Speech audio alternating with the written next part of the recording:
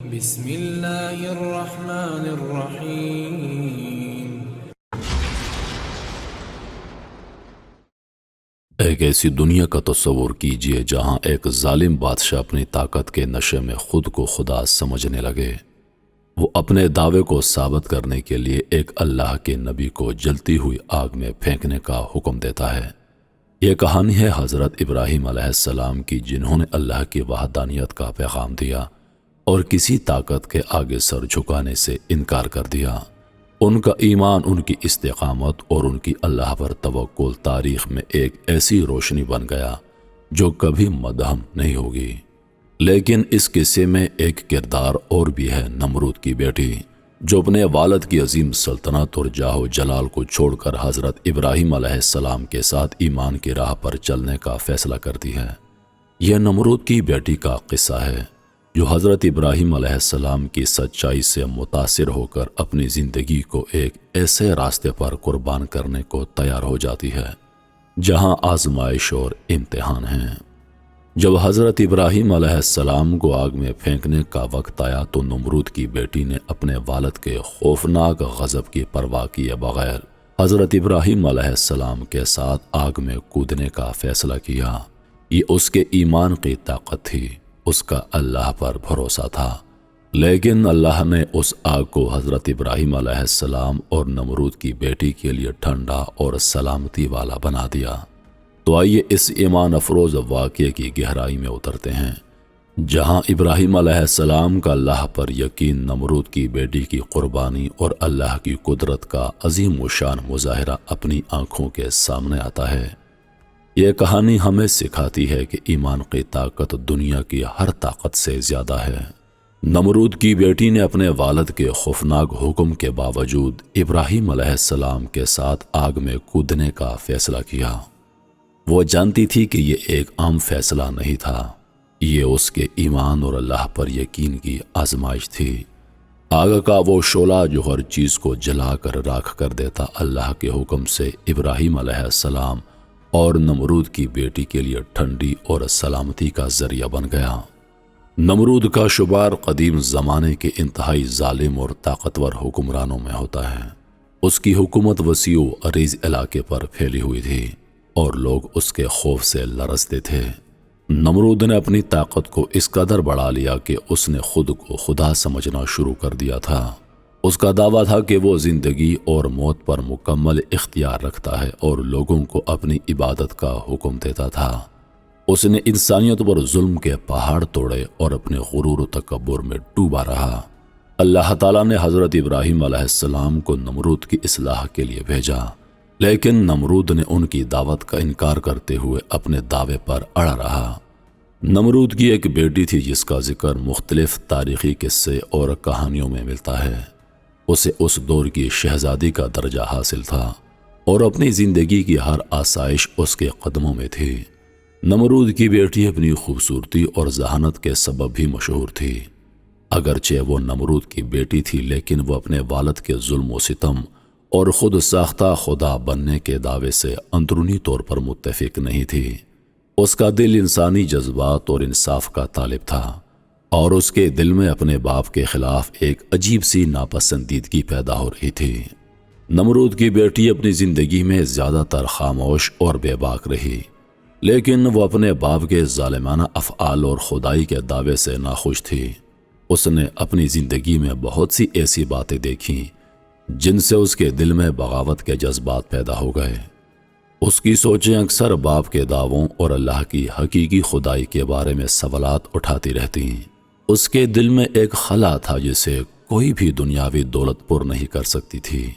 وہ اندر سے بے چین اور سوالات سے بھری ہوئی تھی، جیسے کوئی ایسی چیز کی تلاش میں ہو جو اسے سکون دے سکے۔ ایک وقت آیا جب نمرود کی بیٹی کی ملاقات حضرت ابراہیم علیہ السلام سے ہوئی۔ یہ ملاقات نمرود کے ظلم کے ماحول میں ایمان اور ہدایت کی روشنی کا سبب بن گئی۔ ابراہیم علیہ السلام نے اسے اللہ کی وحدانیت اور حقیقی زندگی کا پیغام دیا۔ ان کے الفاظ نے نمرود کی بیٹی کے دل کو چھو لیا اور اس کے ذہن میں پیدا ہونے والے سوالات کے جوابات ملنا شروع ہو گئے۔ یہ ملاقات اس کے دل میں اللہ پر ایمان کی پہلی کرن ثابت ہوئی اور اس کے دل میں سکون اور اطمینان کے احساسات پیدا ہونے لگے۔ ابراہیم علیہ السلام کے پیغام نے نمرود کی بیٹی کے دل میں اللہ پر ایمان کی شمع روشن کر دی۔ اس نے اپنے والد کے خلاف جا کر اللہ کی وحدانیت کو قبول کر لیا اور ایمان کی راہ اپنانے کا فیصلہ کیا، لیکن یہ فیصلہ آسان نہ تھا۔ اس کے لیے اپنے والد جیسے ظالم حکمران کا سامنا کرنا اور اپنے ایمان پر ثابت قدم رہنا ایک مشکل چیلنج تھا۔ اس فیصلے کے بعد اس کے دل میں خوف اور جذبہ اثار کی کیفیت بھری رہی، مگر وہ اپنی راہ پر ثابت قدم رہی۔ نمرود کی بیٹی نے اپنی تمام تر آسائشوں اور شہزادی کے مرتبے کو چھوڑ کر اللہ کی رضا اور حق کی راہ پر چلنے کا فیصلہ کر لیا۔ اس نے یہ جانتے ہوئے کہ اس کے اس فیصلے کا نتیجہ کیا ہو سکتا ہے، اللہ کی وحدانیت پر اپنے ایمان کو مضبوطی سے تھامے رکھا۔ اس کی اس قربانی نے اسے اللہ کے مزید قریب کر دیا اور یہ ثابت کر دیا کہ حقیقی ایمان میں دنیاوی آسائشوں کی کوئی حیثیت نہیں ہے۔ تاریخی روایات کے مطابق نمرود کی بیٹی نے اپنی آخری سانسیں بھی اللہ کے ذکر میں گزاریں۔ اللہ نے اس کے ایمان کا امتحان لیا اور اسے آخرت میں انعام سے نوازا۔ حضرت ابراہیم علیہ السلام نے اللہ کے حکم کے مطابق لوگوں کو توحید کی دعوت دی اور انہیں بت پرستی سے روکا۔ ان کی قوم اور نمرود نے اس دعوت کو رد کر دیا۔ نمرود نے ابراہیم علیہ السلام کو چیلنج کیا اور اپنی طاقت اور خدائی کا دعویٰ کیا۔ حضرت ابراہیم علیہ السلام کے حق و صداقت کے پیغام نے نمرود کے غرور کو چیلنج کیا، چنانچہ اس نے ان کو جلانے کا فیصلہ کیا تاکہ لوگوں کے دلوں میں خوف پیدا ہو اور کوئی بھی اللہ کی دعوت کی طرف رجوع نہ کرے۔ نمرود کی بیٹی نے حضرت ابراہیم علیہ السلام کے حق کی دعوت کو دل سے محسوس کیا۔ ان کی شخصیت اور اللہ کے پیغام نے اس کے دل میں اللہ کے حقیقی دین کو قبول کرنے کی روشنی پیدا کی۔ نمرود نے ایک عظیم و شان آگ کا انتظام کیا جو اتنی بڑی تھی کہ اس کے شعلے آسمان تک بلند ہو رہے تھے۔ اس آگ کے چاروں طرف لوگ جمع تھے تاکہ حضرت ابراہیم علیہ السلام کو عبرت کا نشان بنایا جا سکے۔ ابراہیم علیہ السلام کو منجنیق سے باندھ کر آگ میں پھینکنے کی تیاری کی گئی تاکہ ان کا جسم جل کر راکھ ہو جائے۔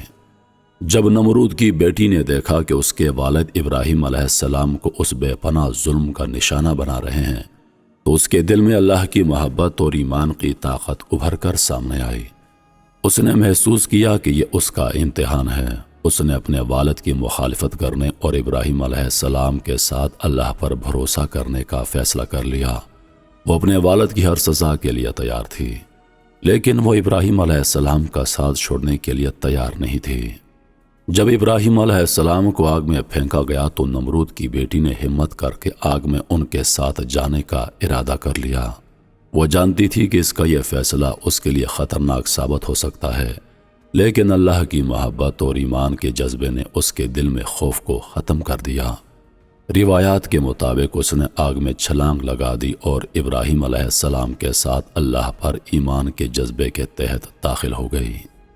اللہ تعالیٰ نے اپنے نبی کے لیے آگ کو ٹھنڈا اور سلامتی والا بنا دیا۔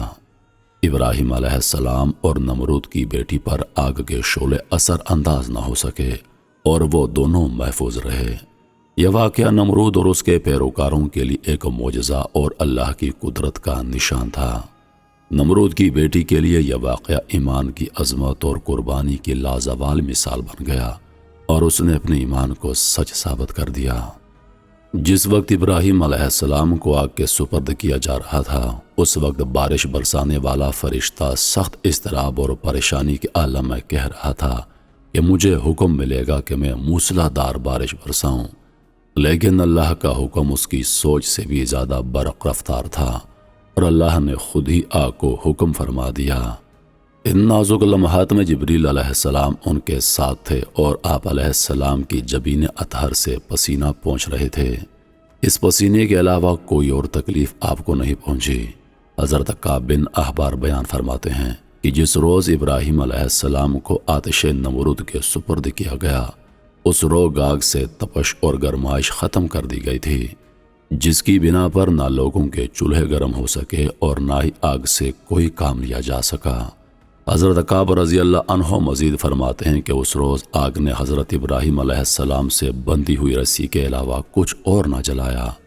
حضرت صدی رحمۃ اللہ علیہ فرماتے ہیں کہ ابراہیم علیہ السلام کے ساتھ سایہ کرنے والا فرشتہ بھی تھا، اور 1 میل تک سایہ ٹھنڈک اور سلامتی تھی، اور سبز باغ گل و گلنار بن گیا، جبکہ آپ کے آس پاس آگ اپنے شعلوں اور شرارتوں کے ساتھ بھڑک رہی تھی، اور لوگ ابراہیم علیہ السلام کی طرف دیکھ رہے تھے۔